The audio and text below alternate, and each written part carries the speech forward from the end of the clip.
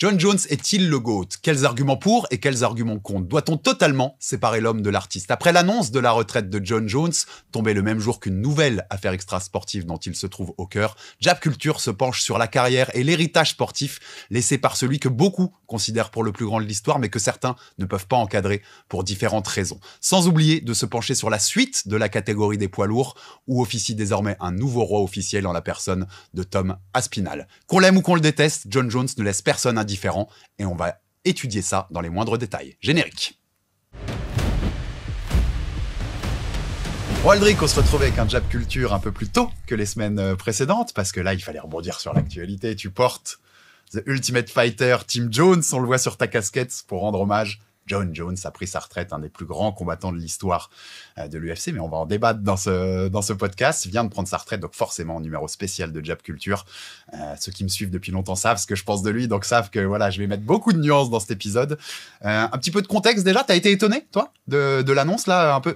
C'est un peu tombé quand même sans s'y attendre, quoi. On est à l'UFC Bakou, Dana prend la parole en conf. Au fait, il m'a appelé hier soir et Jon Jones a pris sa retraite. Je m'attendais à un truc un peu plus lourd de la part de l'UFC. Selon Ariel Helwani, il paraît que c'était fait depuis longtemps déjà, en fait, qu'ils ont juste tardé à l'annoncer.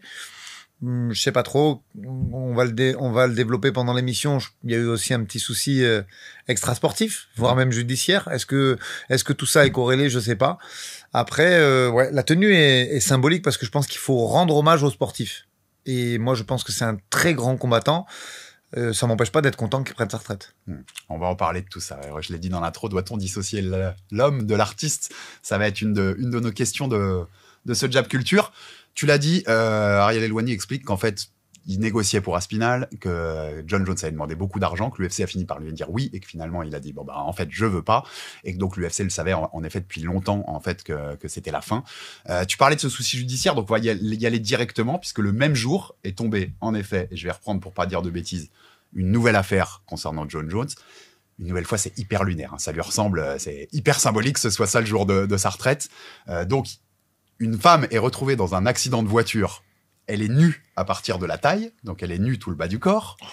La femme dit à la police que c'est Jon Jones qui conduisait la voiture et qui s'est enfui à pied pour pas attendre la police.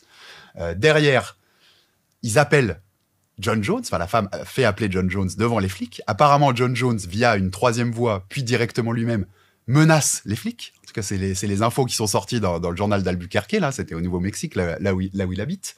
La police va interroger Jon Jones qui dit qu'il n'était pas dans la voiture, que c'est elle qui est partie toute seule alors qu'elle était bourrée, enfin qu'elle avait pris des substances et qu'elle est partie de la maison et qu'elle s'est crachée toute seule. Et la femme dit, elle a pris des champignons chez Jon Jones, qu'ils ont bu de l'alcool ensemble et que la dernière chose dont elle se souvient avant de blackout, c'est Jon Jones qui est en train de la conduire à côté.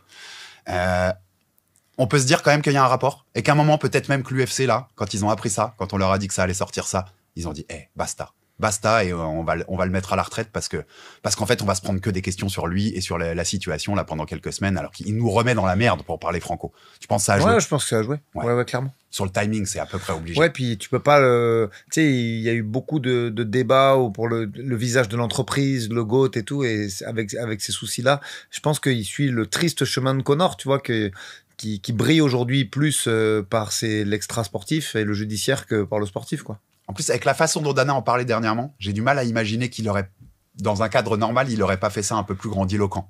Peut-être avec une vidéo qui passe pendant un événement, tu vois, d'annoncer, les gars, Jon Jones, notre Jon Jones s'en va. Là, même sur sa tête, quand il le dit, dans la conf, tu sens qu'il est saoulé. Tu sens, il faut se débarrasser d'un poids. La négociation interminable avec Aspinall qui combat pas, quoi. Tu vois, le mec, ça fait plus d'1 an qu'il est hors jeu. L'AKT qui est à l'arrêt. Je pense qu'au bout d'un moment, il y a un cumul aussi de choses qui font que. En tout cas, voilà, dernière petite cerise, on va dire, sur l'extra sportif de Jones, dont on va reparler, bien sûr, dans cette question. Avant d'ouvrir sur sa carrière globale et sur l'héritage qu'il laissait, je le disais en intro, les derniers mois. Est-ce que ça ternit un peu son image, tout ce qui s'est passé? Tu disais, là, l'attente depuis des mois, tout le monde veut Aspinall, il bloque l'AKT, il bloque Aspinall, il bloque Cyril, enfin, tous ceux qui sont derrière aussi un petit peu. On avait déjà parlé dans un des Jab Culture, quand on s'interrogeait, savoir s'il fallait qu'il soit destitué. Là où je dis, est-ce que ça ternit? Ça aurait pas été vachement plus beau, Aldric, si au mois de novembre, il avait posé les gants après Miocic. Voir qu'il avait annoncé avant Miocic, les gars, c'est le dernier combat, je veux stiper. Ouais, évidemment. Parce que c'est le combat, tu vois, des deux légendes. Eh ben, il y aurait beaucoup moins de critiques, en fait. Tu vois, sa fin de run, sa fin de carrière, elle aurait été beaucoup moins critiquée. Après, il a tellement eu de hauts et de bas pendant sa carrière entre les suspensions pour dopage, les affaires judiciaires, les stripteaseuses, on pourrait en faire. C'est gênant presque de parler de ça sur un podcast. Pourtant, on sait que c'est pas un podcast destiné aux enfants, mais non, sa vie extrasportive, c'est gênant. Moi, ça me gêne. Il faut. Pourtant, j'ai pas un degré de pudeur super important, mais quand même, c'est juste pas possible. Donc oui, bien sûr que ça a terni, évidemment. Ça a pris trop de temps, en fait. Enfin, je vais parler franco. On voyait beaucoup de réactions comme ça, d'ailleurs, sur les réseaux américains ce week-end. C'est drag out tout long, quoi. Il nous a fait trop attendre, là, pour finalement avoir ça, tu vois. Pour finalement avoir une retraite. Moi, je suis partiellement d'accord. En fait, il y a deux sons. T'as Dana qui dit oui, là, parce qu'il le défend quand même. T'as vu, jusqu'à la fin, il le défend. C'est-à-dire qu'il dit non, il n'a jamais refusé personne. Mais il prend sa retraite. Et t'as Cormier. Bon, on sait qu'il se déteste et tout. Et moi, là-dessus, même si là, j'ai mis le jersey de John Jones, je suis plutôt team Cormier. J'avoue que j'aime bien DC, qui dit si Aspinall se barre, tu vas voir qu'il va revenir. Moi, je pense que il peut monter, surtout avec cette hygiène de vie qu'est la sienne aujourd'hui, Aspinall, ça passera pas. Du tout, ça peut pas passer. Et au fond de lui, il le sait parce que on peut dire ce qu'on veut sur ses déboires, mais par contre, ça reste un très gros analyste. Et s'il a pris Cyril, c'est qu'à cette époque, il savait qu'il y avait un chemin de victoire vers ça. Et là, je pense qu'il a beau prendre le combat dans tous les sens, il sait qu'il en a pas ou très peu.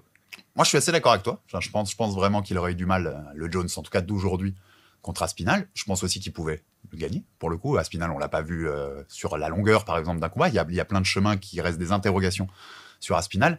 Donc, je pense que ça reste une tâche, en fait. Ça reste une vraie tâche. Si tu l'avais vraiment annoncé avant, je finis avec Miocic, je vais lâcher la ceinture après, Tom deviendra le champion, vous inquiétez pas, c'est mon dernier combat, j'arrête derrière. Tu sais, en plus, au Garden contre Miocic, il y avait Trump. Il aurait fait sa petite danse. Trump, je pose les gants.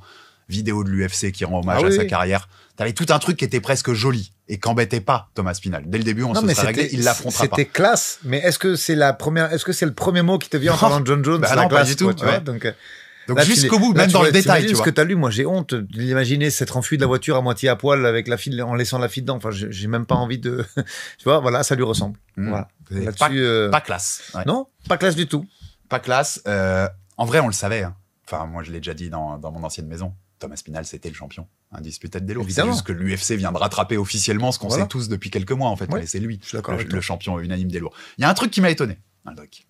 Cain Velasquez était à 896 jours de règne, le plus long règne de l'histoire des poids lourds. Ouais. Un règne qui avait été entaché par des blessures aussi, d'ailleurs. Hein. Il n'était pas hyper actif à cause de ça, Cain.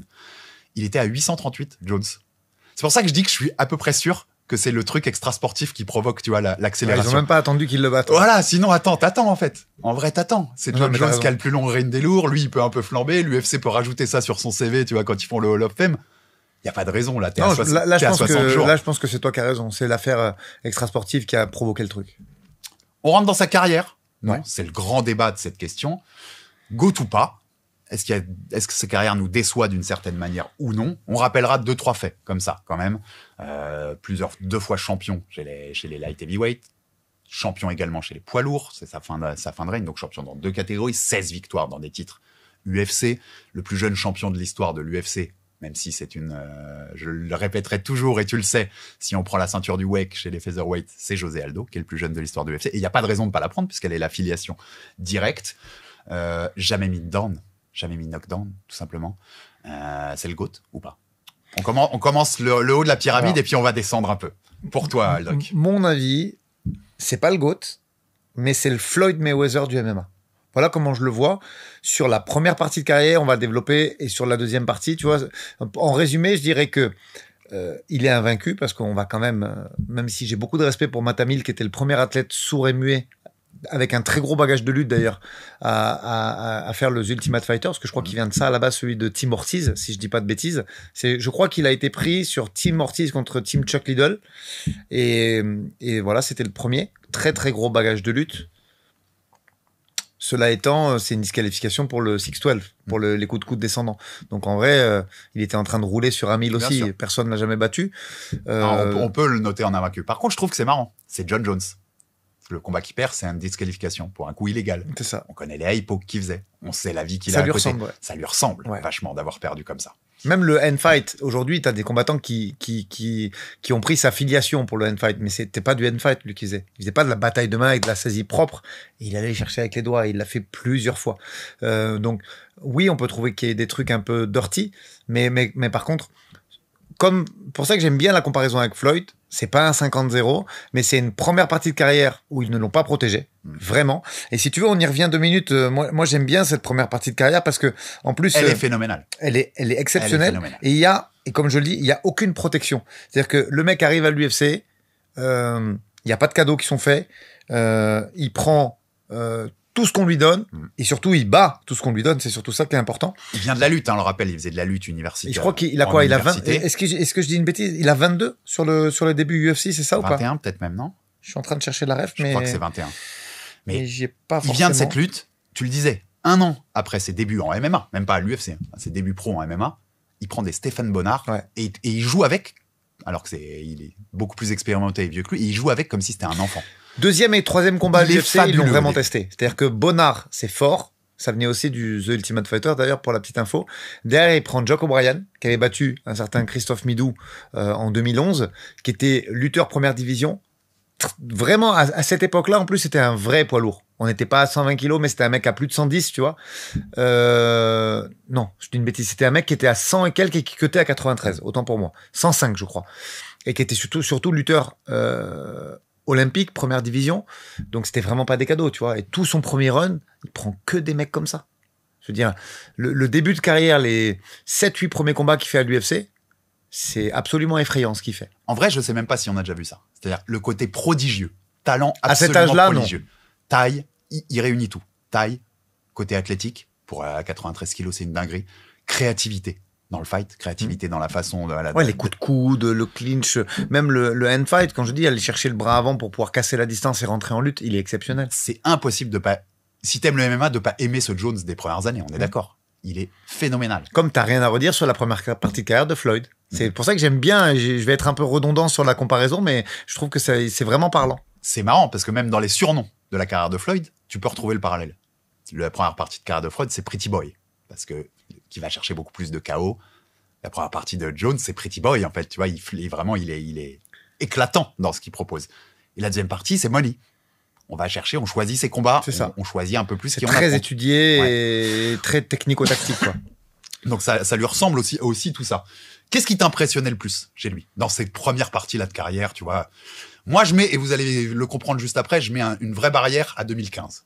Vous allez le comprendre pourquoi, parce que l'extra-sportif rentre en jeu et il a plus d'implication qu'on pense sur le sportif. Bien sûr. Mais jusque-là, qu'est-ce qui t'électrisait chez John Jones? Mais tout, parce qu'en fait, je trouve que vraiment, il a inventé là-dessus le MMA moderne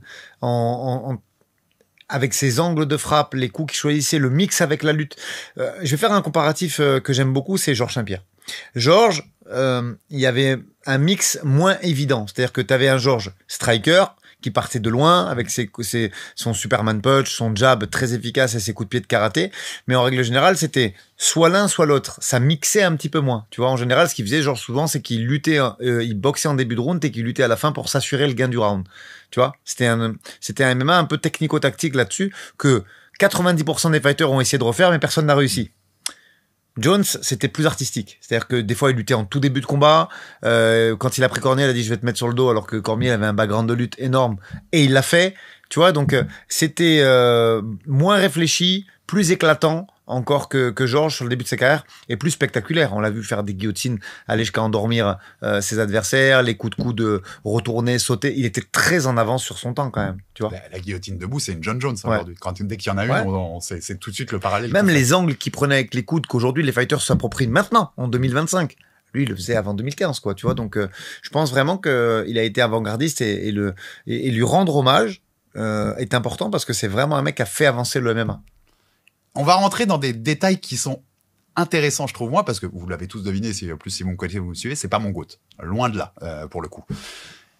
Est-ce qu'il a vraiment maximisé son potentiel, ce mec-là? Entre son hygiène de vie, on sait comment il racontait, comment il préparait pas les combats. C'est Gustafsson où il dit je l'ai même pas préparé ou des choses comme ça. C'est Cormier qui dit je t'ai battu avec un week-end de cocaïne dans le nez. Ou, je sais plus la phrase exacte, mais tu te souviens de cette phrase-là. J'ai l'impression qu'il l'a pas maximisé. Si tu me mettais John Jones avec l'éthique de travail de JSP, en vrai, ça donne quoi à la fin? Non, c'est vrai. Après, il y a une génétique de ouf. T'as vu dans la famille, je crois qu'il y en a un qui est joueur de football américain. Les 3 frères, ils sont sportifs de très haut niveau. Il y a un patrimoine athlétique énorme. Phénoménal. Il y a quand même du travail. On peut dire ce qu'on veut parce que il y a du talent, c'est sûr, mais il y a du travail. C'est une légende urbaine pour toi, ça? C'est un lutteur quand il arrive à l'UFC. Regarde ce qu'il a été capable de faire en termes de pieds-points, les progrès qu'il a fait. Même si c'est vrai qu'en poids lourd, tu voyais moins, hein, ce côté pied-point. Faut être surtout même en général sur la deuxième partie de carrière. C'est ça. Ce post-Cormier dont je parle.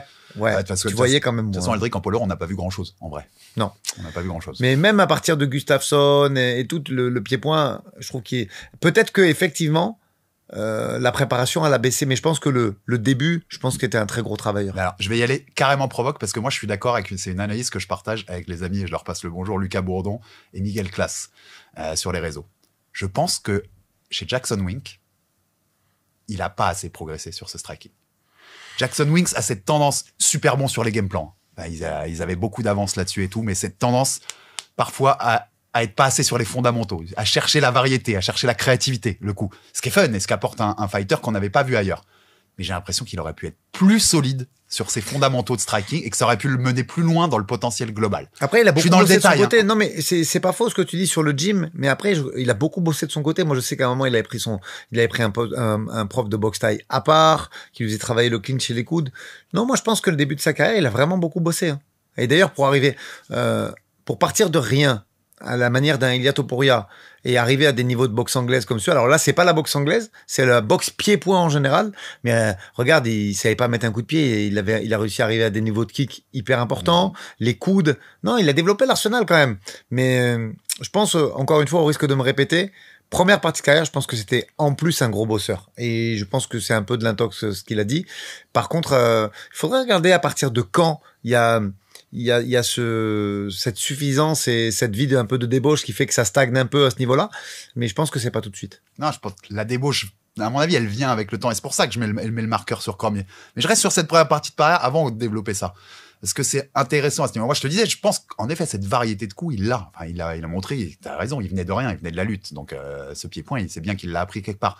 Mais tu me rajoutes des fondamentaux solides, parce qu'il a cette capacité-là. C'est un athlète extraordinaire, tu l'as dit toi-même, qu'apprenait, en plus, a priori, assez vite de ce qu'en disaient ses coachs. Tu m'aurais rajouté plus de fondamentaux sur l'anglaise, notamment les trucs. Je vais te dire, première partie de carrière, Muay Thai, ok, on est bon. Oui. Et si sur la deuxième partie, il avait mis autant d'énergie sur l'anglaise, sur là, c'est le GOAT. spécifiquement. Mais évidemment. Voilà. Parce que t'as raison, première partie de carrière, le clinch, le grand endpoint, c'est un tueur. Enfin, c'est vraiment tout en haut. Rajoute-moi des fondamentaux d'anglaise, là. Quand il est encore, tu vois, athlétiquement, waouh, c'est autre chose. Ouais. Ça devient là-dessus, je te rejoins à 100%. Bête incroyable. Mais ça, il l'a jamais fait, effectivement. Après, on peut le décortiquer combat par combat, on va le faire tout de suite après, mais il a un début de carrière très compliqué. Et après, quand ça commence à taper sur des vieilles légendes ou des mecs qui étaient plutôt des 93, alors que lui, on sait qu'il était quand même très athlétique et c'était un gros 93. Oui, quand il affronte des 84, pardon, c'est un peu plus, le chemin est plus facile, donc la difficulté est moindre. Tu vois ce que je veux dire? Donc peut-être qu'il s'est aussi habitué à ça. Trop bien. On rentre dans le lourd de ce débat-là parce que c'est une question que j'ai souvent eu avec des auditeurs à nous, avec Baba, à qui je passe le bonjour, avec qui je faisais l'émission. Le run de début de championnat de John Jones, c'est des noms qui sont hyper connus par tout le monde. Ça. Les Shogun Rua, les Machida, les Rampage Jackson, les Rashad Evans. Je considère que moi, c'était des mecs très stars à l'époque, tu vois. Notamment parce qu'ils étaient dans les jeux vidéo de l'UFC, qu'ils étaient mis en avant par ce genre de choses. Je considère que les mecs qu'affrontent José Aldo à la même époque sont plus forts globalement en MMA que les mecs qu'a affronté John Jones à cette époque-là. Je suis sévère là? Qu'est-ce que tu me réponds à ça? Écoute, moi je te réponds franchement. Je reviens rapidement. Il arrive à l'UFC. Ils sont surcote pour moi les mecs qui l'affrontent. Il arrive à l'UFC. On fait l'historique si tu veux sans problème rapidement. Il a 1 an de MMA et il signe à l'UFC. De là on lui met Bonnard, O'Brien, donc comme je disais gros bagage en lutte qui avait battu Midou, Matamil, qui est quand même pas une star, mais qui est en train de monter dans l'organisation, qui se fait connaître. Tito Ortiz dit que quand il s'entraînait avec lui pendant le TUF, il le mangeait, tu vois. Derrière ça, celui qui est devenu par la suite le champion du One FC poids lourd, Brandon Vera, Vladimir Matushenko, ok, qui était un peu vieillissant, mais qui était une star de l'organisation aussi, qui a fait vraiment les beaux jours des débuts de l'UFC. Bader après. Et Ryan Bader. Ouais. Donc là, c'est de la performance. Pour un jeune de 21 ou 22 ans, peu importe, c'est énorme. Et là, on pouvait pas lui mettre plus d'adversité. Donc pour là, c'est 20 sur 20. Et là, il y a un gros travail. Parce que avec 1 an et 2 ans de MMA, t'arrives et tu mets tout ça à l'amende, c'est énorme. Derrière ça, je dis pas que c'est plus simple, mais effectivement, tu peux, si tu mets Mauricio Shogun, qui était un 93, mais un peu gras, pas très, attention, dangereux, hein, avec les angles et tout, mais Shogun Rua, Quinton Jackson, Lyoto Machida, Rashad Evans, Belfort et Sonnen, je fais un package, c'est des 84. Donc, oui, tous. Et ils l'ont fait, hein. 84, dont une certaine partie ça va être un peu sévère, mais sont washed. C'est-à-dire qu'ils sont un peu quand même sur la pente descendante par rapport à leur carrière. Et là, il y a un peu moins d'adversité, je te rejoins. Ça, c'est vrai. Alors que c'est le run que beaucoup mettent, tu vois, des fans en disant « Regardez ce run-là, c'est intouchable. » Bah après, pour moi, loin de là. À cette époque-là, il n'y a pas mieux ailleurs. Hein. Non, je te dis pas. Mais tu vois, sur du recul, c'est pas la série la plus impressionnante que j'ai jamais vue. C'est ce qui se faisait de mieux à l'UFC à l'époque en termes de nom et de money fight, de dream fight même plutôt. Mais est-ce que... tu sais, on en revient toujours au même. La KT 93, elle a jamais été fournie. Nulle part. Au Pride, ils trichouillaient un peu sur la pesée, on sait qu'il n'y avait pas beaucoup d'antidopage. Mais si tu veux revenir là-dessus, il n'y a pas vraiment beaucoup de 93 naturels. Ce que je mettais en avant sur O'Brien, des gens vraiment athlétiques de 105 kilos à cette époque qui descendent à 93 via un cut, et on sait qu'à la lutte, ça se fait beaucoup, ben finalement, il n'avait pas tant que ça. Alors O'Brien, c'était dangereux sur sa lutte, mais il n'avait pas beaucoup de boxe. Mais c'est tout ça pour faire un panel de ce qu'est, et aujourd'hui encore, hein, on est en 2025, là on parle de 2015, des individus de plus de 100 kilos qui sont capables d'être athlétiques à 93 et qui sont complets, est-ce qu'il y en a tant que ça? Non, très peu.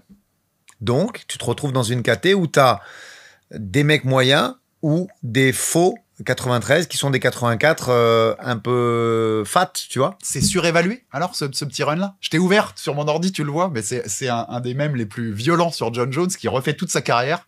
Et donc, à partir de Rua, t'as washed, middleweight, middleweight qui sort d'une défaite. Et t'arrives qu'à Gustafsson, où il considère que ça commence à être legit. Gustafsson, c'est fort. Et ce qu'a écrit après Gustafsson, c'est quoi? Lost. C'est-à-dire qu'il a perdu ce combat-là. C'est sur quoi je suis assez d'accord. Bah, disons que Teixeira, oui. Gustafsson, je sais pas. Pour moi, il y a pas mal de tâches sur ce run. Mais,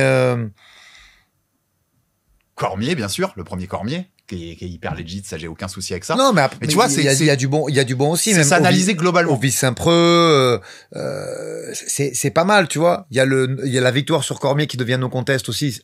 Là, on va pas dire le contraire. Après Cormier, quoi dire là-dessus? Est-ce que l'ascendant psychologique, parce qu'en fait, il est vraiment fort pour ça. C'est-à-dire que oui. Conor a inventé un truc, mais en fait, il a rien inventé du tout. Ce que fait Conor à Aldo, c'est ce qu'a fait John Jones déjà avant. Et moi, je pense que Cormier, je vais choquer du monde là, hein, mais je pense que Cormier était plus fort. Mais il avait pas ce mental. Psychologiquement, il l'a mangé. Il était déjà battu quand il était face au mec. Ouais, puis il l'énervait, ça empêchait d'être lucide, tu vois. Et je suis persuadé de ça. Et tu sens encore aujourd'hui qu'il l'a mauvaise, Cormier. Et moi, quand je dis, je pense que ce run est surévalué par les fans, parce que je pense qu'en effet que les noms en face sont surévalués. Et je vais être clair, John Jones, c'est le meilleur combattant qu'on ait vu au-dessus de 84 kilos. Sans aucun problème. Tu pourrais me lâcher des Fedor, des trucs, il y a des mecs qui sont très forts. Non. John Jones est largement au-dessus à partir de ce niveau-là. Mais au-dessus de 84, c'est pas le même MMA. Il y a moins de mecs complets, c'est toi qui l'as dit, il y a moins de mecs forts.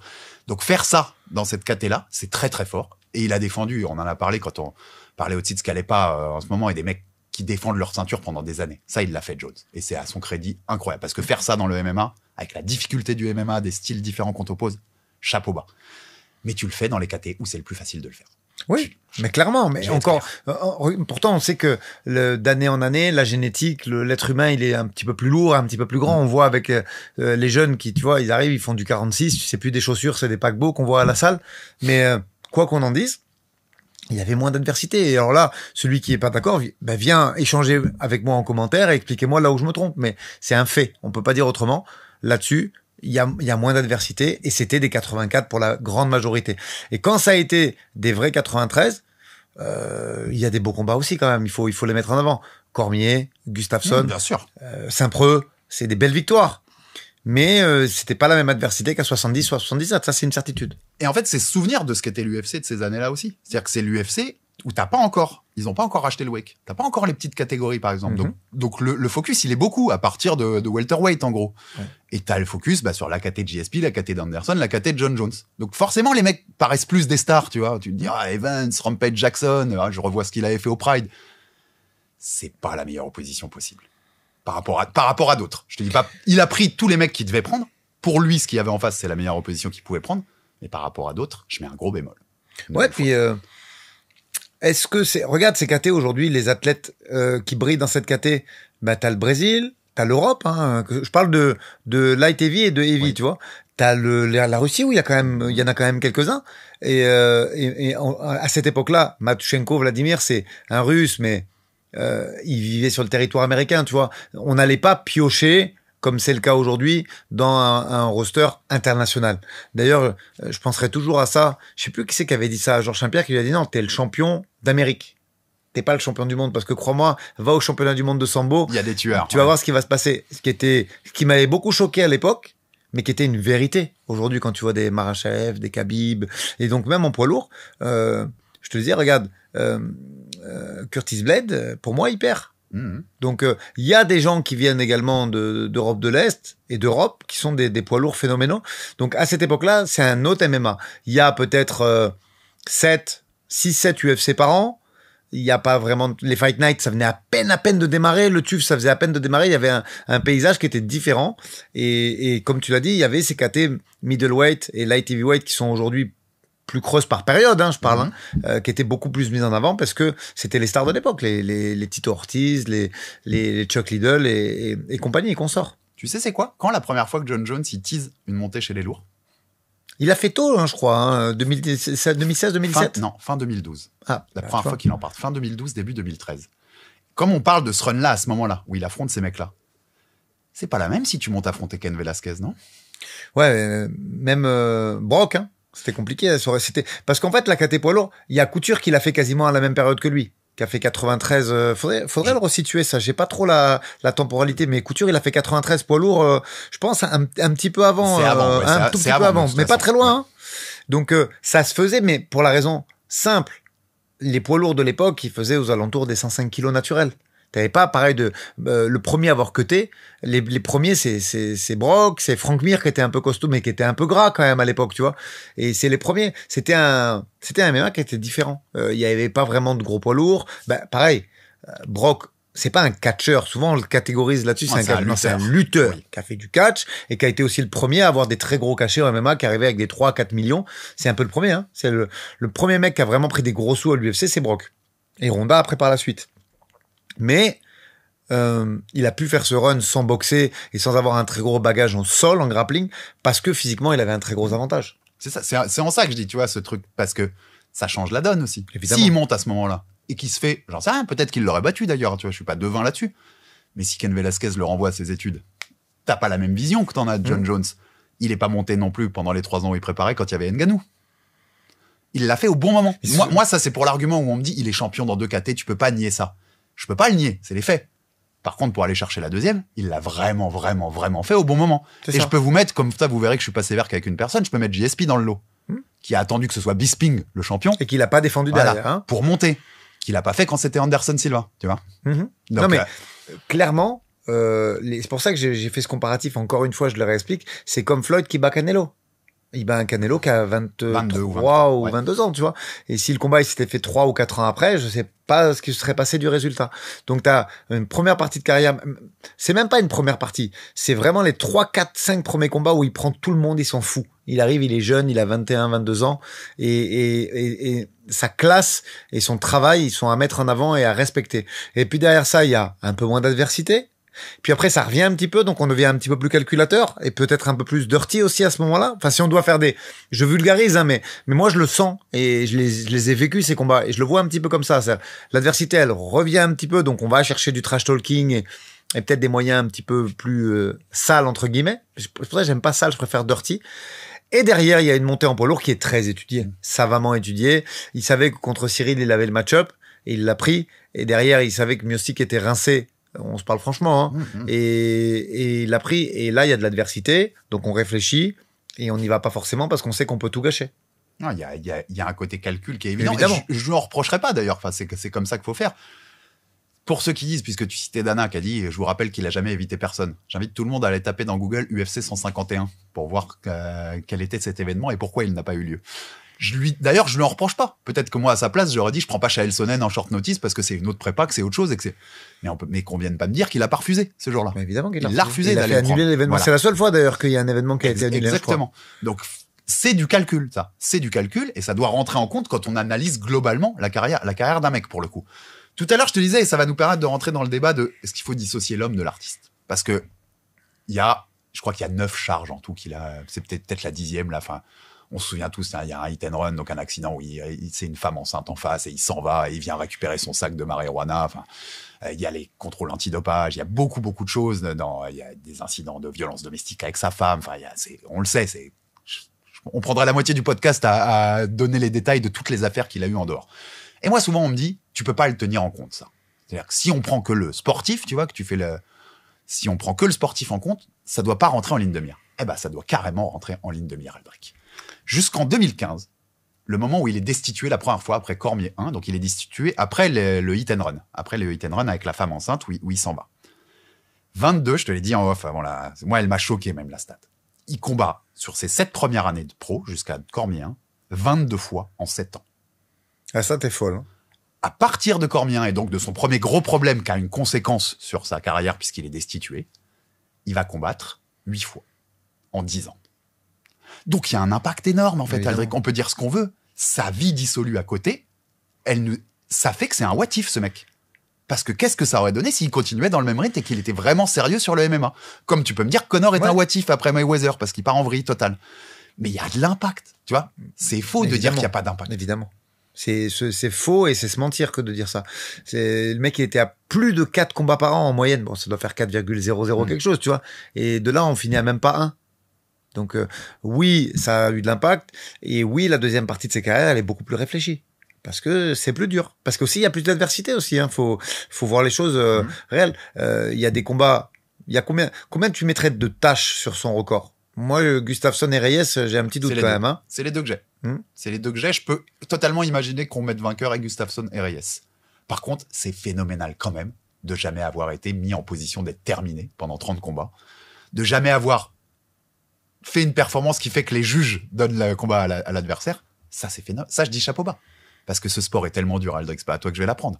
Être rentré 30 fois dans une cage et jamais avoir laissé les juges surtout dans des KO, surtout dans des KT où il y a le KO power quand même. Ouais. Faut encore plus ça. Par contre, c'est plus facile dans des petites KT, tu vois, parce que là tu prends un shot, tu tombes en principe, tu vois. Donc c'est encore plus impressionnant. Mais ça, il l'avait. J'avais écouté une interview où il parle de ça, où il parlait du footwork, tu vois. Et même si c'était pas le plus joli de la terre, son footwork, il est très intelligent. C'est-à-dire que quand il est trop mis sur le reculoir, il plonge dans les jambes et il a le niveau de lutte pour le faire et du coup ça fait que s'il est pas en équilibre pour sortir ou remiser, il lutte et c'est fort ça, tu vois, ça c'est très fort. Il y a pas tout le monde qui peut le faire parce qu'il faut savoir lutter et se rattraper dans une position, mais c'est très fort. Et moi là, sa philosophie, elle m'a inspiré en tant qu'entraîneur. C'est-à-dire que quand t'as plus l'équilibre forcément pour remiser, tu peux quand même lutter parce que le changement de niveau, il peut suffire à lui-même à déséquilibrer l'adversaire. Donc c'est extrêmement intelligent. Sa philosophie de combat, s'il a pas cette hygiène de vie et tout ça, ça aurait pu être un entraîneur. Ça le sera peut-être, hein, parce que peut-être qu'il va faire un mea culpa, qu'il va assainir sa vie. Mais s'il devient entraîneur, ce mec-là, ah ouais, ça va être un grand entraîneur. Ouais, c'est un cerveau du combat. Vraiment. Cette stat que je t'ai donnée là, elle rentre dans ce qu'on se disait au début sur le fait qu'il ait peut-être jamais maximisé son potentiel parce qu'il était un peu tranquille sur le boulot. Il y a une frustration en fait quand tu regardes ça. La carrière de Jon Jones, elle est frustrante. Entre la première et la deuxième partie, il y a un monde d'écart sur ça. Ouais. On aurait voulu le voir plus combattre. Non. Si tu t'intéresses, après on l'a pas vu, ça a été noyé parce qu'il y a d'autres stars qui ont émergé. On l'a moins ressenti en fait. Ouais. Pour les amateurs de MMA, il était là 3-4 fois par an de façon récurrente et c'était spectaculaire. Il y avait toujours quelque chose. Et en fait, à partir du moment où il y a eu cette perte qu'il a été destitué, on a attendu. Je crois qu'on a attendu plus d'1 an pour qu'il revienne contre Cormier, je crois. Et tu vois. Et derrière ça, comme il y avait d'autres stars à l'UFC, des Velasquez, des Cormier, et des Anderson Silva, des Georges Saint-Pierre. L'année du hit and run et où il est destitué, cette bascule là que je dis. c'est l'année 2015. C'est l'année où McGregor va battre Aldo. C'est ça. Tu vois, t'as tout compris derrière, en fait. L'UFC, à ce moment-là, avait créé assez de stars à côté pour que ce soit plus très grave que leur John Jones se mit de côté. Pour eux, leur poule aux œufs d'or était... Il y en avait des stars à cette époque, tu vois. Donc, c'était... je crois que Georges Saint-Pierre a continué encore un an, puisque c'est aussi de 2015-2016, c'est USADA, hein. Oui. Si dis pas de bêtises. GSP, il s'arrête de 2013 à 2017. C'est 2017 où il reprend pour Bisping. Ouais, c'est ça. Mais bon, tu vois, t'as Conor, t'as Ronda Rousey qui est Ronda Rousey à l'époque. Enfin, voilà, ils ont créé Anderson, qui est toujours là. Ils ont créé un écosystème qui, à l'époque, leur permet d'être moins dépendants de ça. Mais on aurait aimé le voir plus, en fait. On aurait aimé le voir donner plus, ce mec-là. Après, c'est toujours pareil. Est-ce que s'il avait continué à ce rythme-là, vu que l'adversité montait, il serait toujours invaincu? Tu vois, on pourrait spéculer jusqu'à demain matin, mais là, il commençait à avoir de l'adversité quand même. La partie dopage, à quel point, toi, elle rentre en jeu dans ton analyse de est-ce qu'il peut être le GOAT ou non? Moi, j'ai toujours tendance à dire, ce sport-là, notamment pré-USADA, on peut pas trop donner de leçons. Ouais, c'est ça, c'est compliqué. Voilà. Donc, tu vois, c'est pas l'argument que je mettrais numéro 1 par rapport à tout ce que j'ai donné. C'est compliqué de parler de ça parce que, d'ailleurs, petite news, je sais pas si tu l'as vu passer, le mec qui a le plus souffert du passage USADA, c'est Johnny Hendricks, qui est aujourd'hui policier dans l'État du Texas, tu vois, donc comme quoi, pensez les gars qu'à cette époque-là, il y avait, alors bien sûr que c'était pas que pour la gloire, mais il y avait vraiment pas autant d'argent qu'aujourd'hui. Et à part des grandes stars, bah voilà, le mec, pourtant il a été aux portes d'être une star, il a été champion, je crois quand même. Même s'il perd contre George, il prend la ceinture derrière et il la défend qu'une fois, je crois, Johnny Hendricks, si j'ai pas de bêtises. Ça a été un peu un champion à la Jamal Hill, mais c'est Lawler qui lui reprend. Voilà, mais avec un beau background de lutte quand même, hein, et il frappait fort avec les poings. Et ben ce mec-là, il a pas mis assez d'argent de côté pour faire de bons investissements et aujourd'hui être à l'abri. Il travaille en plus flic au Texas. C'est juste une petite aparté, tu vois, mais dans un état où il y a le port d'armes et où tu peux tirer sans sommation, ça doit être compliqué quand même. Mais tout ça pour dire que il y avait déjà des stars et que cette deuxième partie de carrière, on l'a un peu moins subi. On l'a vu, il était à l'affiche, à chaque fois qu'il était à l'affiche quelque part. Tu sais que c'est le seul mec, quand il est à l'affiche, il donne même pas de place aux combattants. Ils vendent tout. Parce que tout est vendu. Parce qu'ils sont capables de tout. Ouais. C'est-à-dire que quand il y a John Jones qui fight, et moi je l'ai vécu, t'as beau demander des places en étant fighter UFC, tu n'en as pas. Ouais, c'est un détail. Si, à mon avis, ça doit marcher avec Conor, sans doute, quand il y a Conor qui combat. Je pense aussi, ouais. Mais il y en a pas beaucoup, quand même, des athlètes comme ça. Ah, ça des vendeurs comme ça, de place et des gens qui ont envie de voir le gars combattre parce qu'il a de l'entertainment, tu vois. Il y en a quand même eu peu. Donc, il mérite d'être, franchement, il mérite systématiquement d'être cité. Il doit être aux accessibles du GOAT. Après, les raisons, elles s'entendent. Le dopage, l'extra-sportif, et même le sportif, on en a même parlé. le sportif, on vient d'en parler. Et même le sportif. Mais il mérite quand même d'être cité systématiquement. Ça, c'est... Ah, je t'ai dit, il y a trop de zones d'ombre dans ce sport. Enfin, Renan Barão, pré-USADA et post-USADA. Enfin, tu vois, il y a des grosses différences. Et moi, je peux mettre, c'est un Brésilien, je peux mettre mon José Aldo. Enfin, tu vois, je suis sûr de rien sur ces trucs-là parce qu'il y avait vraiment, tu sentais, Vitor Belfort, c'est même plus le même mec physiquement, pré ou post-USADA. Mais tu vois, ouais, il y a tellement de zones d'ombre dans ce sport que c'est pas l'argument que je mettrais en numéro 1 pour le descendre, en vrai. Dans ces histoires de dopage, je mettrais beaucoup plus haut le fait qu'il y avait l'histoire où il s'était caché sous une canne. Ça, je le mets plus haut. Parce que quand même, ça c'est montré que tu sais toi-même que tu triches. Je crois que les deux seuls à l'avoir fait, c'est lui et Vanderlei. Vanderlei, il a fini sa carrière comme ça, en partant par la porte des chiottes de son gym. C'est quand même moche, ça, tu vois. Ça lui ressemble, mais c'est moche. C'est moche avec le gars. Lui, c'était quoi déjà? Il s'était caché où? C'était dans le gym aussi, non? Ouais, c'est ça. Hein. J'en garde un souvenir de ça. Non, mais tu vois, ça, c'est symbolique. Je trouve qu'au-delà d'un petit, en plus, il a dit, tu sais, des picogrammes, des trucs au-dessus. Bon, ok, ça peut être, et des fois, ça arrive d'ailleurs, tu te fais contaminer par un autre truc. Là, se cacher, c'est que ça donne quand même un signe qui est très, très, très, très, très mauvais. Tu parlais des possibles défaites. Pour toi, il les perd, Gustafsson et Reyes? Et moi, je suis hésitant sur Gustafsson et moins sur Reyes. Oui, moi aussi. Si j'ai à les classer, c'est Reyes où je suis à peu près sûr de moi. La dernière fois que je l'ai revu, j'ai donné le même jugement. Gustafsson, c'est chaud, en fait. Le combat est très, très chaud. C'est une belle guerre, mais c'est pas une folie si tu le donnes à Gustafsson. Alors que Reyes, pour moi, il le perd nettement. Ouais, quand même. On disait ce côté défense pendant des années, quand même, qui est impressionnant. Moi, sur ça aussi, un point, parce que tu vois, on donne des points aussi très positifs à ce gars-là. On parlait quand on a fait le débrief dans Aldric Enerby, on parlait de Peña et de Nunes qui a un soir sans Peña, qui doit jamais perdre ce combat-là. Jamais Amanda Nunes est moins forte que Juliana Peña. Lui, il a jamais eu ça, quand même. Non, il a pas eu un soir off, pour le coup, mais quand il montait dans la cage. Si, il en a eu, mais il y avait toujours un plan B. C'est ce que je veux dire. Pas off au point de perdre, quoi. Ouais. Et en fait, t'as envie là, moi, je me suis longtemps posé la question, est-ce que c'est le coaching? Parce que tu sais, tu as toujours cette analyse à faire. Mmh. Je sais pas. Parce qu'en fait, peut-être que Greg Jackson est vraiment exceptionnel, mais il l'a pas fait avec d'autres combattants derrière, tu vois. Donc, moi, je pense que c'est le personnage. C'est-à-dire que, moi, je pense que John Jones, c'est un mec qui faisait déjà lui-même son game plan et peut-être qu'il demandait à ses coachs de se conforter. Mais quand il voyait que c'était 100, il avait toujours le bon game plan au bon moment et surtout la bonne analyse. Après, pareil, est-ce que, et là c'est une question, je te jure, je l'ai pas préparé, mais ça me vient comme ça. Est-ce que c'est le premier lutteur à avoir eu un très très bon grappling?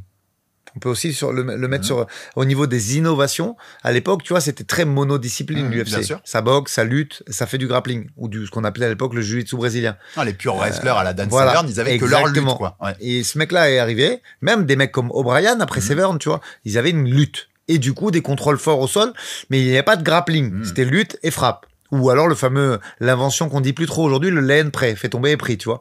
Mais lui, il est arrivé avec du grappling.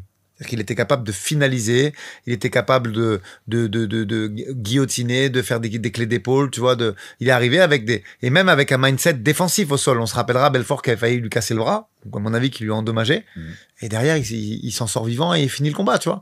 Ouais. Donc, il a amené des choses là-dessus. Non, t'as raison, cette vérité, et ça revient avec ce qu'on disait. Moi, c'est un des talents les plus phénoménaux que j'ai vu. Ouais. Tu vois, talent brut, vraiment, c'est son début. Et tu vois, ça quand même, Alex, faut du travail. Son début de quoi? Oui, ça, je suis d'accord. Tu vois, son début de carrière, la lutte, ça t'amène à comprendre les distances, mais il y a très peu de lutteurs qui sont devenus d'excellents grappleurs. Mais là, lui, c'est devenu rappelons que Dan Anderson, il l'a battu en grappling aussi.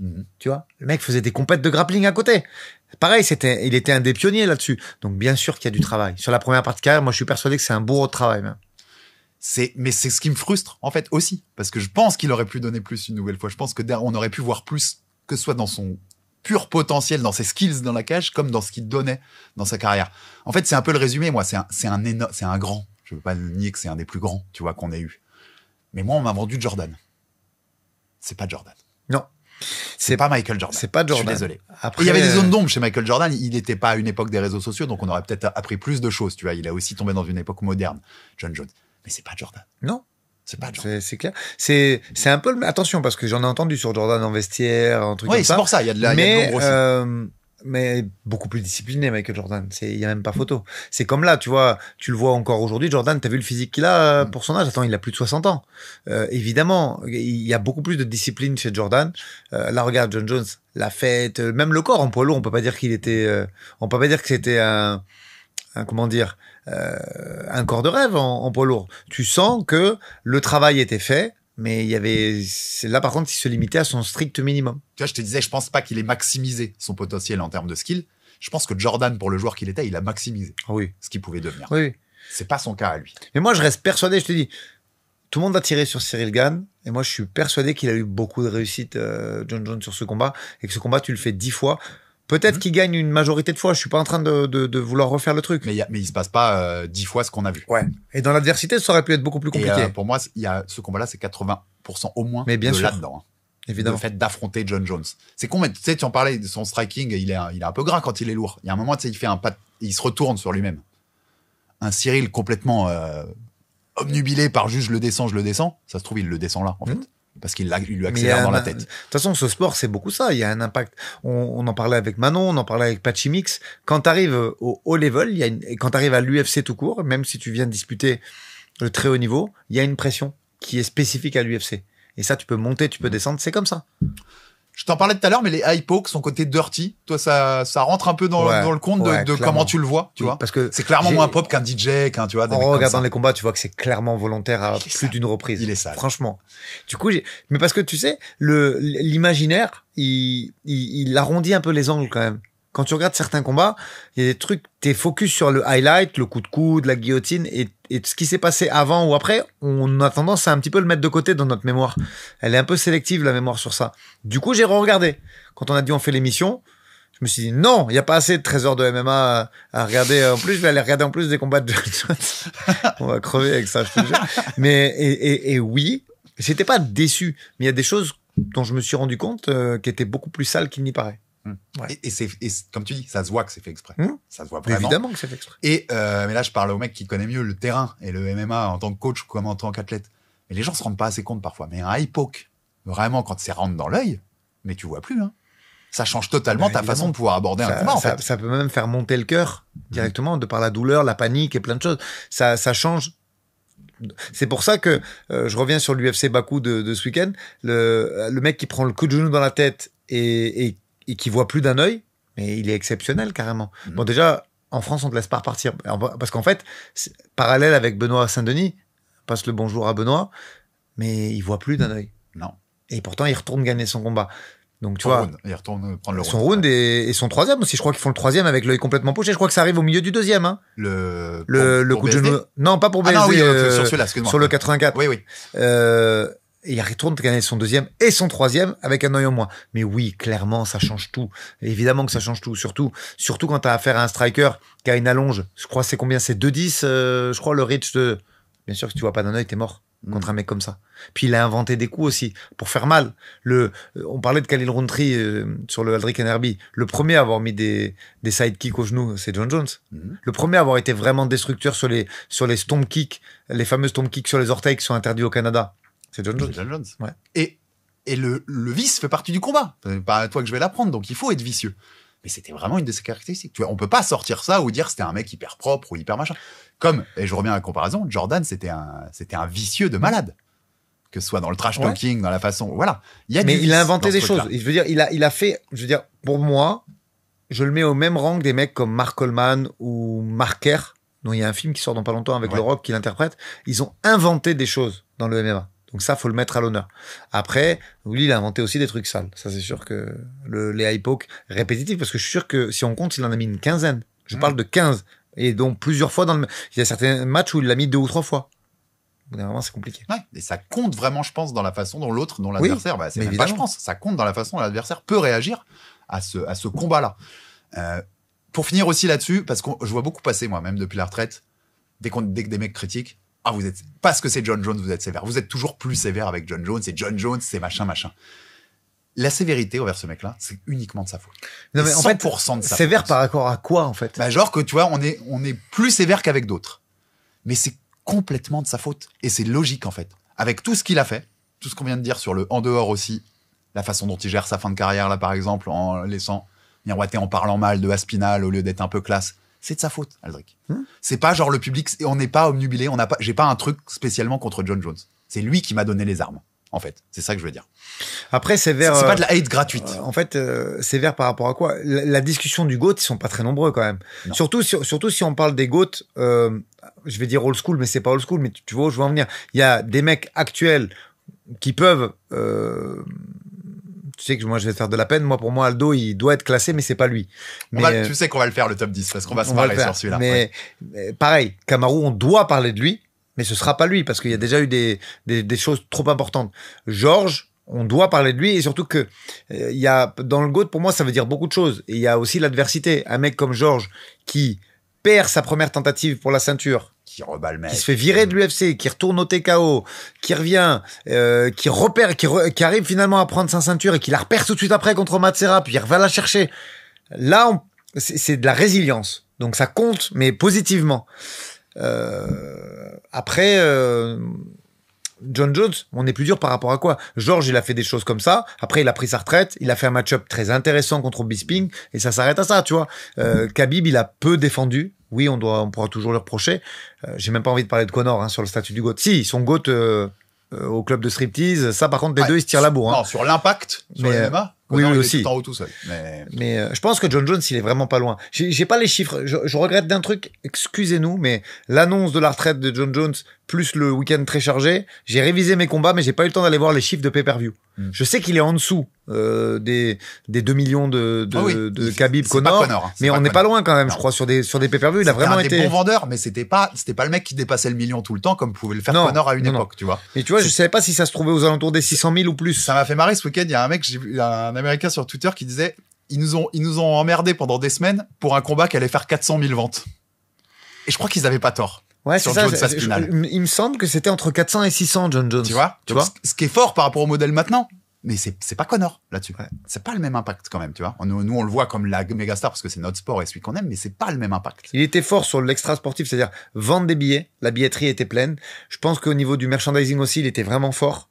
Après, pour le pay-per-view, c'est plus difficile. Après, il faut toujours recontextualiser.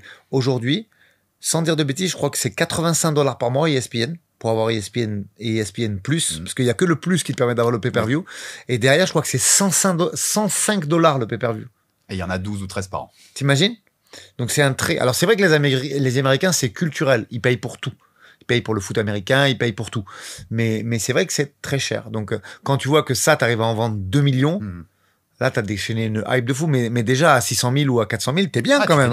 C'est très gros chiffre. Hein. Ah, mais ça, c'est parenthèse qui n'a rien à voir, mais c'est ce qui m'horripilait souvent quand j'étais encore à RMC. Des mecs venaient me voir pour me dire 20 €, c'est cher par mois, les gars.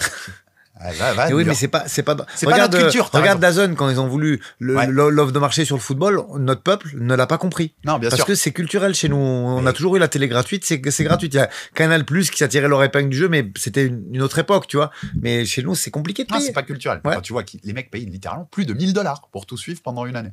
Bon, soyez, tu vois, nuancez un peu sur ces trucs-là. Et on va ouvrir sur les conséquences et la suite. Mais pour finir ce débat, on va le faire. On l'a promis depuis quelques semaines, on va faire notre top 10 all-time en MMA. Je pense qu'on aura des débats bien animés dans Jab Culture. Pour le coup, on vous spoil rien, mais on essaiera d'amener quelqu'un avec nous pour avoir un débat à 3, ce sera encore plus intéressant. On l'a dit tous les deux qu'on le mettait pas goutte, mais tu le mets dans quel ordre à peu entre près 3 et 5. Faut que je me pose vraiment, mais oui, sans réfléchir. Okay. Sans réfléchir, parce que je te dis, de par son invention, il a créé des choses dans ce sport, il mérite d'être cité. Il a jamais été vaincu, hormis une disqualification. Non, concrètement, on peut pas non plus l'écarter du truc. Non, je peux entendre ton créneau. À mon avis, j'ai pas encore aussi réfléchi bien, mais je suis capable de le mettre 6 ou 7. Je verrai ça à ce moment-là. T'es dur. T'es toujours dur. Je vais être dur, mais on créera du débat comme ça, tu sais. Moi, je pense qu'il mérite soit le podium, soit au moins le top 5, mais c'est sans, il faut que je me cale bien. Je pense que ton créneau est à peu près le bon. Je le vois aussi, mais parce que il y a quand même des mecs il faut en reparler, il faut se poser. Tout le monde a oublié. Je veux dire, aujourd'hui, la moyenne des fans nouveaux, c'est plutôt des mecs qui ont connu le sport entre 2017 et 2019. C'est pas moi qui le dis, c'est des statistiques. Plus même. 2020, Covid. Et même Covid. Mais il y a quand même des mecs comme Randy Couture qui ont fait des trucs exceptionnels dans ce sport, des double champs. Il faut tout replacer, mais entre top 3 et top 5, il mérite ça, c'est une certitude. C'est pour ça que je te dis que à mon avis, je suis capable de le mettre un peu plus haut, parce que quand je vais recommencer à ressortir des noms, je pourrais aller même sortir des Sakamura, je peux aller sortir d'autres trucs. Hein. Il y a des mecs qui ont un impact sur ce sport qui est important et qui sont beaucoup moins connus aujourd'hui par le grand public. Sakuraba, personne ne sait qui c'est. Ouais. Et pourtant, le mec, il a battu des Gracie en pelle, il prenait des mecs qui faisaient 15-20 kilos de plus que lui. C'est pour ça que c'est important quand on va le faire, ce sera important de mettre peut-être incruster 1 ou 2 photos, parce que il y a des mecs, aujourd'hui, c'est des vieillards, en plus, tu les vois moi, je rigole des fois en prenant note de certains de mecs qui m'ont inspiré, tu les vois aujourd'hui sur les réseaux sociaux, ils ont pris un sacré coup de vieux, tu vois. On a la même en boxe anglaise. Ouais, c'est ça. Tu vois les mecs, même à la Noche, tu vois, ceux qui me suivent sur Insta, j'ai fait une photo avec Chuck. Il est plus tout jeune, notre Chuck, tu vois. Je l'ai fait en International Fight Week, ça te met une claque, en fait. Ouais, Sakuraba, Chuck. Tu réalises qu'on vieillit aussi, tu vois. Ouais, c'est ça. Mais et désolé à Sakuraba, dont j'ai écorché le nom juste avant. Ah oui, tu l'as. Sakamura. Sakamura. Il y a des fois, je brille là-dessus. Mais non, très clairement, non, il est top 3 ou top 5. Il faudra bien. Vous aurez la surprise quand on fera le top 10, mais il faut pas lui enlever du crédit non plus. Mais numéro 1, pour moi, c'est pas lui. Les conséquences de ce départ et de cette retraite. Pour la première fois depuis 2004, Aldric, l'UFC n'a plus de champion américain masculin. Pas le cas chez les femmes. Kayla Harrison a sauvé l'honneur. Heureusement qu'elle l'a pris, là, la ceinture, parce que sinon, ce serait un 0 sur toutes les KT. Il y a un vrai changement de chiffre, là. Ce sport va perdre son côté US. On l'avait dit quand on a parlé du MMA un peu en crise. On a dit aussi ce côté, les plus gros athlètes américains, ils vont vers le foot américain, ils vont vers le basket, ils vont pas vers le MMA, en vrai. Mais est-ce qu'on est en fait au début d'un truc, ou peut-être que pendant longtemps, on va plus avoir de champion américain, en fait, dans ce sport? Non, je pense. Alors, mon avis, qui n'engage que moi, je pense qu'ils ont pas pris assez tôt le virage amateur, de par parce ils ont un côté un peu, les Américains, suffisant. Des fois, tu vois, ils ont toujours roulé sur le sport et tout ça. Mais vu qu'effectivement, en université, ne nous le cachons pas, et même au collège, et même dans le cursus de formation, c'est pas la destination numéro 1, le MMA. Aujourd'hui, comme on le disait, je crois qu'on l'a dit il y a 2 émissions, on parlait un peu du cursus universitaire, de ces bourses et tout ça qui paye la scolarité. Et il n'y a pas de bourse de MMA. Tu vois, mais il y a des bourses de lutte, il y a des bourses de tout ce que tu veux, pas de MMA. Et du coup, il y a aussi l'IMAF qui est très peu présent. L'équipe américaine, elle est par terre.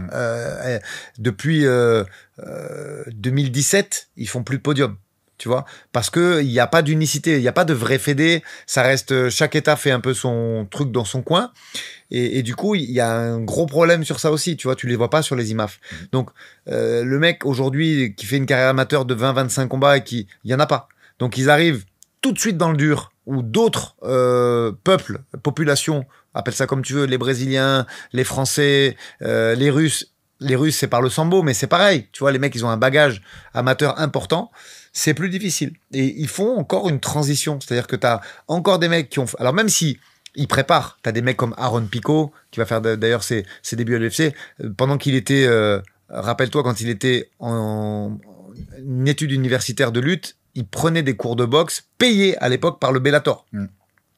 Ça fait longtemps qu'il est vu comme un... C'est ça. Donc potentiel. aujourd'hui, lui, c'était payé. Il avait à un moment, le Bellator, il faisait ça. Il faisait des Bellator bourses. D'ailleurs, il y avait une petite française lutteuse aussi qui est pas devenue pro par la suite, mais qui avait été payée pendant des années pour pouvoir avoir cette bourse et se préparer.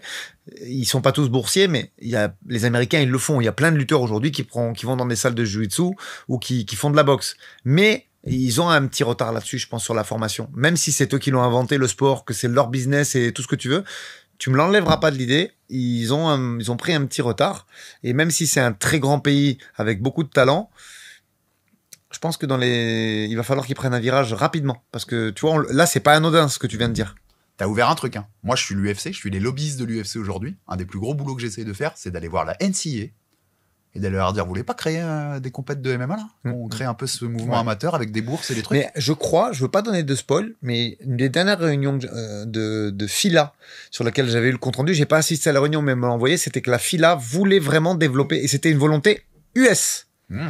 La FILA voulait développer le MMA dans tous les pays dans lequel elle est, c'est-à-dire elle est olympique, hein, la FILA, donc c'est très puissant. Mais je crois que c'était déjà une volonté. Alors est-ce que c'était même pas une volonté américaine en prenant conscience de ce retard? C'est pas impossible. Et au-delà des Américains, hein, Conor il fight plus. Tu viens de perdre John Jones. Dustin Poirier, qui reste une de leurs stars, c'est son combat de retraite dans quelques semaines, là, dont on parlera bien sûr sur Jab Life.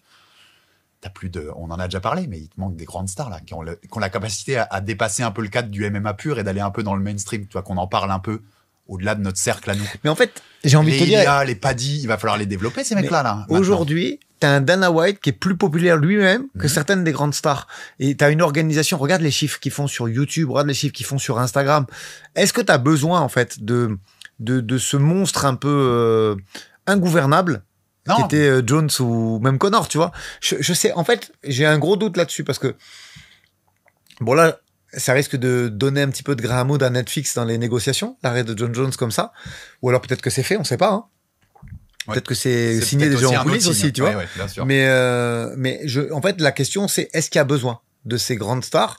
Puisque, en fait, je pense qu'ils sont, je sais pas si tu es d'accord avec moi, mais je trouve qu'ils sont en train de s'enlever de ce modèle de pay-per-view en essayant de sécuriser maintenant un maximum avec des gros broadcasters comme Netflix. On sait qu'il y avait Amazon dans la discussion, qu'il y avait pas mal de trucs comme ça.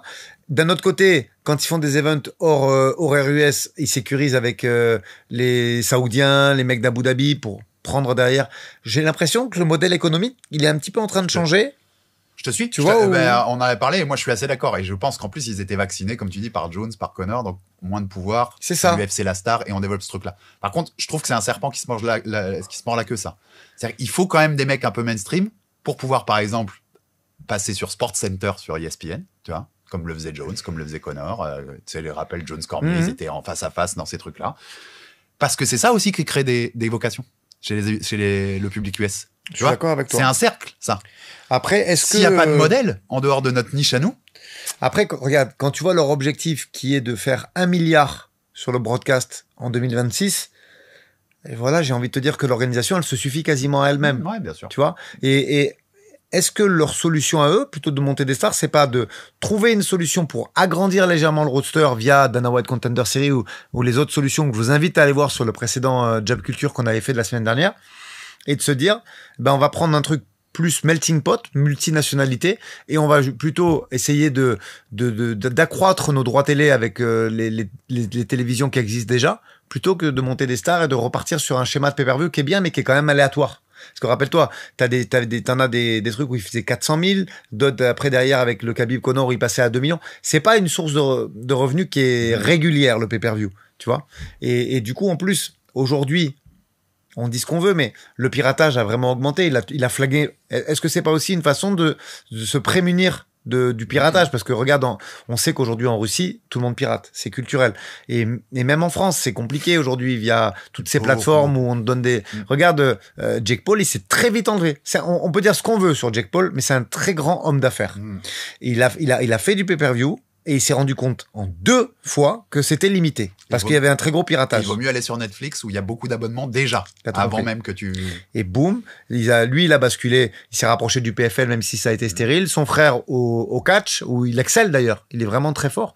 Mais tout ça pour dire que je pense que le piratage tue le pay-per-view. Mais t'as raison sur le modèle. Et moi je dis, faites attention parce que si l'amateur chez eux se développe pas via l'universitaire ou les IMAF, et qu'en plus il y a plus de star modèles, eh ben, on va peut-être mettre longtemps avant de retrouver des Américains vraiment hauts dans ce sport. Ouais. Et donc, le public américain pourrait suivre de moins en moins et tu te retrouves avec une UFC qui est en fait beaucoup plus globalisée.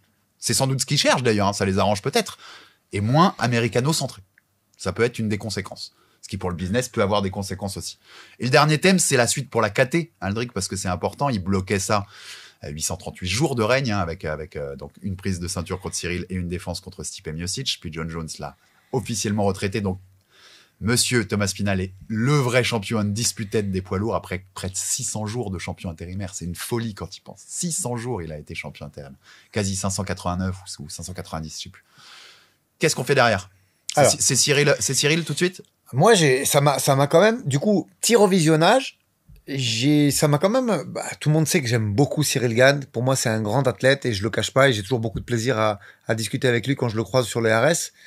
J'espère que Dana va pas mettre sa menace à exécution. Rappelle-toi que sur le dernier combat contre Volkov, il a dit je vais lui compenser ça. Et moi je serais, maintenant que j'ai pensé à ça, je sais pas pourquoi. Imagine, il dit à Volkov ben voilà, on fait pas la revanche contre Cyril, va prendre Aspinall en premier. Ce serait dur. Ce serait très très dur. Mais j'ai vu passer un truc sur Volkov en rumeur, mais je crois que j'ai rien vu d'officiel. En fait, ce qui me plaît pas aujourd'hui. Allez, je vais encore me prendre un tacle comme la semaine dernière pour Oumar. On va dire oui, il est pro-français, il dit pas les choses. Je pense que Cyril Gane, c'est une bien plus difficile défense de titre pour Aspinall que Volkov. Ce qui me fait un peu douter et laisser à penser que ça peut se passer différemment, c'est Dana. Tu as vu ce qu'il a dit? Il a dit on lui a fait perdre de l'argent, mais on va se rattraper. T'as entendu cette déclaration? Et qui me laisse à penser... Parce que, attention, Cyril, c'est pas du tout un cadeau pour Aspinall. Non, je vois. Tous les enfants gâtés de Twitter qui disent ouais, il va se faire rouler dessus parce que déjà, Cyril, c'est pas tout le monde qui peut le mettre au sol. Non. Il a appris de son combat contre John Jones.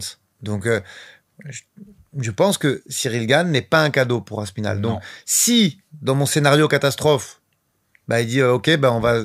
Allez, prends la ceinture, défends-la une fois contre Volkov, après on verra. Tu vois, comme c'était un peu... Pas une offrande, mais tu vois où je veux en venir? Il y a un réel risque. Il y a un réel risque que pour l'avoir fait attendre et tout ça, ils essayent de lui mener. Puis comme ça, il fait d'une pierre deux coups. Il a dit à Volkov qu'il allait lui compenser. Il lui compense, tu vois. On aura les réponses à ça dans les prochains jours. Si tu me demandes ce que je veux, bien évidemment, j'ai envie de le voir. Bien évidemment, j'ai envie de le voir. Déjà, pour moi, il mérite. Ce serait salaud, je trouve, Mais tu l'entends, ce scénario, quand même? Je l'entends. Je le trouverais salaud et je préfère le match-up. Il m'intrigue plus. Moi aussi. Moi, en effet, je trouve hallucinant que les gens, et c'est là que tu vois que c'est de la culture de l'instant, le MMA, c'est que depuis Jones, les mecs sont en boucle contre Cyril. Cyril, il a des qualités à faire valoir contre Aspinall. Aspinall, on l'a pas vu dans un long combat. Il y a plein de points d'interrogation sur Aspinall. C'est pas fait qu'il va arriver et rouler sur Cyril, loin de là. J'aime bien le match-up, quoi. Il est beau et il représente, voilà. T'as passé le cap de cette ancienne génération. Et là, c'est les nouveaux, c'est les deux nouveaux, entre guillemets, deux nouveaux, puisque Cyril est là depuis quelques temps, et même Tom, mais je trouve qu'il est cool, ce match-up, pour désigner le nouveau champion. Disons-le clairement, Blade, il sort d'une split très compliquée. Almeida, pour moi, il n'a pas été rayonnant sur son dernier combat. Est-ce que... Il y a quoi comme autre choix, en fait? C'est ça, parce qu'Almeida le demande. Almeida le demande sur les réseaux. Il dit c'est le combat à faire. Tu sais que t'as vu qu'Aspinall, il a fait une intervention quand même où il disait il allait plutôt vers Volkov ou Almeida. Il était moins à côté Cyril. Peut-être d'ailleurs qu'il le sait. Il y a de la tension. Après, est-ce que lui-même, il se dit j'ai pas combattu depuis longtemps, je prends un combat un peu plus facile? Mais moi, j'ai cette crainte, vraiment.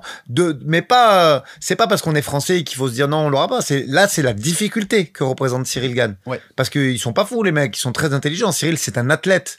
Et encore une fois, je te le dis, je reste intimement convaincu que ce qu'a fait John Jones, il l'a fait une fois. Il aurait peut-être battu Cyril, mais beaucoup plus dans l'adversité, dans la difficulté. Là, c'était le scénario, c'était plein de choses. Mais clairement, moi, j'ai peur qu'on se fasse avoir sur le premier. Et que Cyril, après, c'est pas grave. Aujourd'hui, vu l'état actuel de la KT, pour moi, Cyril, il peut largement, il l'aura. S'il l'a pas maintenant, en septembre, admettons qu'il combatte entre septembre et novembre, il l'aura juste après. C'est pas très grave. Ouais. Ouais. En fait, c'est l'avantage. Il l'a tweeté, il l'a mis sur Insta Aspinal. Il dit bienvenue dans l'ère où le champion est actif. Le champion va. S'il se blesse pas, je pense qu'il va combattre 2 ou 3 fois par an au final. Donc en fait, c'est que reculer pour mieux sauter. T'as raison si c'est pas là. Le fait que soit Nassour Caillou en main event à Paris, Pavlovich, il a été booké contre Wilder Acosta. Ça me fait dire quand même qu'il y a un chemin où on va vers Cyril. Ce sera pas Blade, Aspinal. ça c'est une certitude. Voilà. Donc à voir. Et je te dis, il y a quand même un Volkov qui est pas matché. Ça me fait peur. Voilà, c'est peut-être le seul, mais ça peut ressembler quand même à Cyril pour le coup. Il y a un Volkov où il y a une doléance de Dana, et on sait, hein, il dit beaucoup de conneries, mais en général, quand il promet quelque chose à un fighter, tu vois où je veux en venir? Ouais. On peut dire ce qu'on veut de Dana White, mais en général, il peut dire des choses qu'il ne tiendra pas en interview, tout seul. Mais en général, quand il promet quelque chose à un fighter, il le fait. Ouais, là, c'est un homme de parole sur ça, tu vois. Tous les gens à qui Dana il a donné sa promesse, et il reste rarement été déçus. Il reste 2 autres possibilités qui peuvent passer devant Cyril. On est plus dans le fantasme là. Mais la première, on s'en est parlé. Je suis d'accord avec toi, c'est très faisable. Francis Ngannou qui serait de retour. On a vu ce qu'a dit Dana White ce week-end, mais comme on le disait dans la Aldrich Enerby, entre ce qui se dit publiquement et ce qui se dit en coulisses. D'ailleurs, ce qu'il disait lui-même sur Francis, des fois il y a un monde, donc on n'est pas sûr qu'il n'y ait même pas des mecs au-dessus de Dana qui le forcent à reprendre Francis. Non, puis attends, je te coupe 2 secondes. Eric Nicksick, c'est pas un simple coach. Non. Francis l'a pris en boxe anglaise. Il était pas obligé. Nicksick raconte dans une interview que quand il a vu les 10% apparaître sur son compte, il s'est mis à pleurer. Nicksick, il allait chez Francis pour lui faire les pattes sur le banc. Quand il s'est fait opérer du ménisque et des croisés. C'est-à-dire moi, je l'ai fait à Manon parce qu'on a une proximité. Mais Nicksick, il est aussi très demandé, il coach quasiment tous les week-ends à l'UFC. C'est des frères. Tu vois, il est allé lui faire les pattes assis sur un banc. Donc, ils sont très proches. Ils sont très, très proches.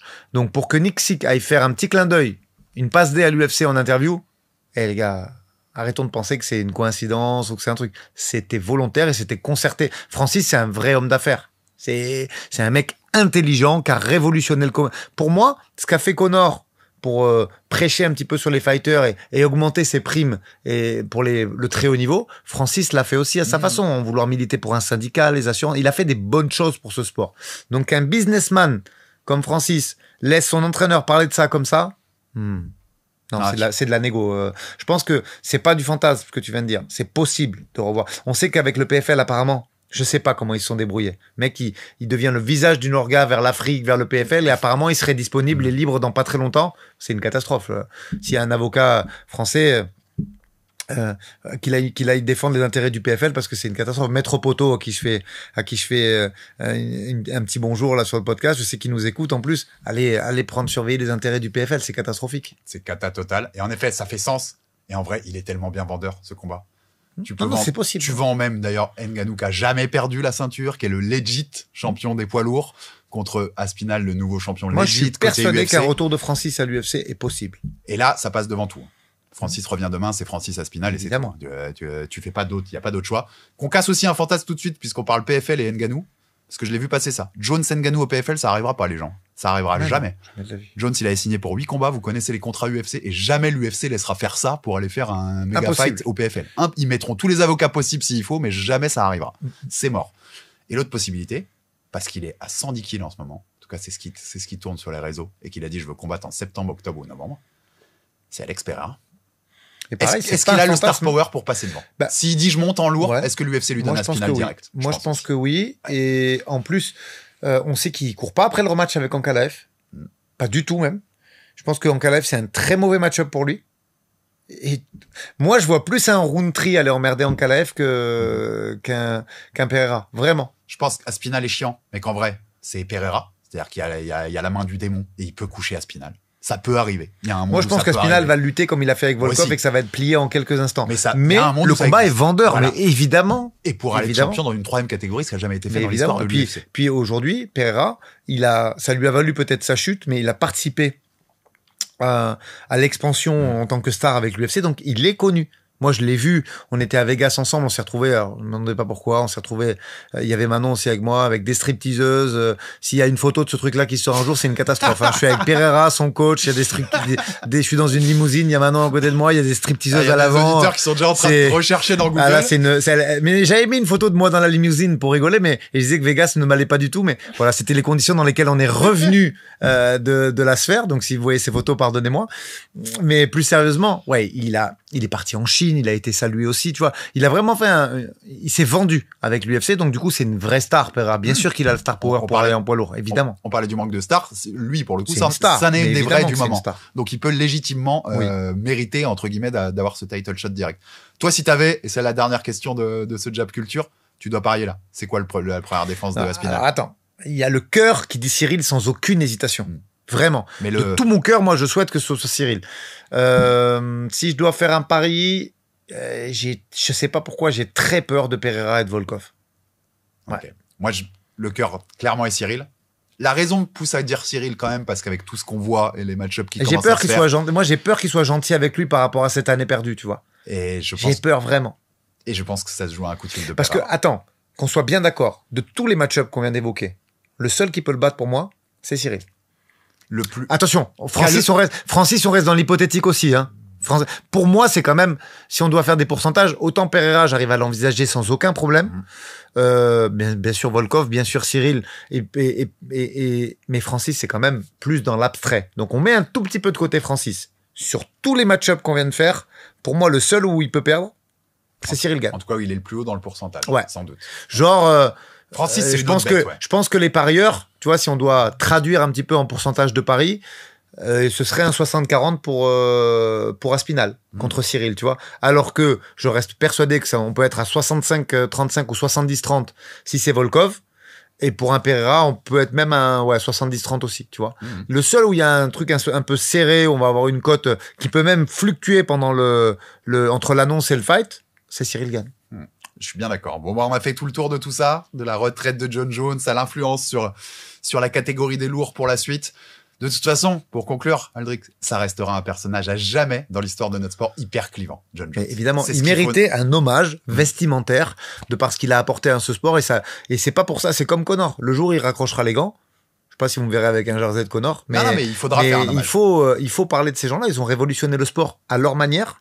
Donc ils méritaient un hommage. Après, on n'aime pas le perso, moi plutôt je m'en suis éloigné, on va dire. Il y a des gens qui m'ont fait vibrer par le passé, dont je me suis éloigné par leur comportement, leurs agissements ou la vie avec eux. Mais non, il méritait un hommage. C'est un grand, grand monsieur du sport. C'est la dernière phrase sur mon conducteur. C'est un des plus grands. Ouais. C'est aussi un des plus décevants. Ouais. Pour plein de raisons. Mais quand t'es clivant, il y a les deux, c'est obligé. Ouais, pour plein de raisons, c'est tout ça. En tout cas, il fallait faire cet hommage dans Jab Culture et c'est focus sur John Jones et son immense carrière. Et puis, on tourne tellement autour du pot qu'il va tomber le top 10 all time. Hein, et c'est la dernière fois que vous verrez ce jersey. Il sort plus du placard, c'est bon, il reste là-bas. Merci Aldric, on se retrouve la semaine prochaine pour les programmes habituels. Aldric NRB le lundi pour le débrief du week-end MMA et on a un gros UFC 317 cette semaine. On a la preview dans le Aldric NRB si vous voulez le retrouver. Et puis, on se refera un autre Jab Culture. On se décidera le thème d'ici là. Merci beaucoup Aldric, merci à tous. Abonnez-vous, commentez, faites avancer le bousin, les pouces bleus, tout ça, comme d'habitude, ça nous fait marcher. Merci et à très vite sur Jab Life. Ciao, ciao à tous.